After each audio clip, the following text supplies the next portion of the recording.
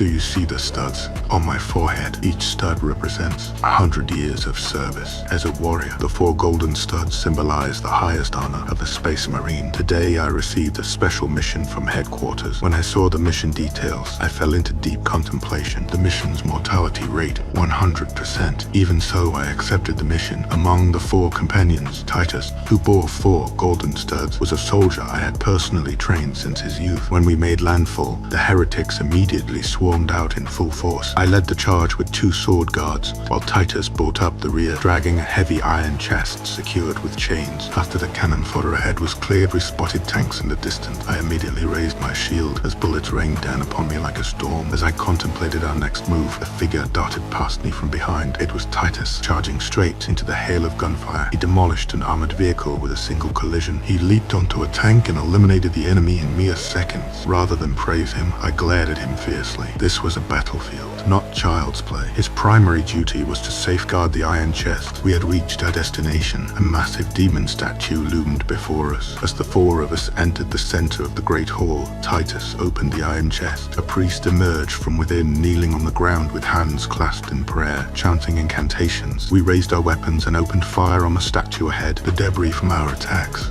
was deflected by the protective barrier the priest had generated. Just as we thought everything was under control, the demon's sword in the statue's hand suddenly opened. A banshee with grotesque wings flew out from within. The moment she touched the ground, time froze. Even the bullets hung suspended in midair. With a mere gesture, the banshee killed the priest. As the protective barrier vanished, we found ourselves locked in place. The banshee approached one of my soldiers and with a raised hand pulled him into her realm of fear. In the illusion, the soldier crushed a small figure in his fist. In reality, his head exploded in a spray of blood. The banshee's power worked by amplifying her opponent's deepest fears to kill them. The banshee approached me and I saw my deepest fear. My greatest concern was for Titus' spear, that he would fall to darkness and ultimately transform into a terrible chaos demon. The illusion born from this fear drove a blade into my body. The banshee moved to Titus and pulled him into her domain. What she hadn't anticipated was that Titus's mind was completely empty. Before she could react, Titus lunged forward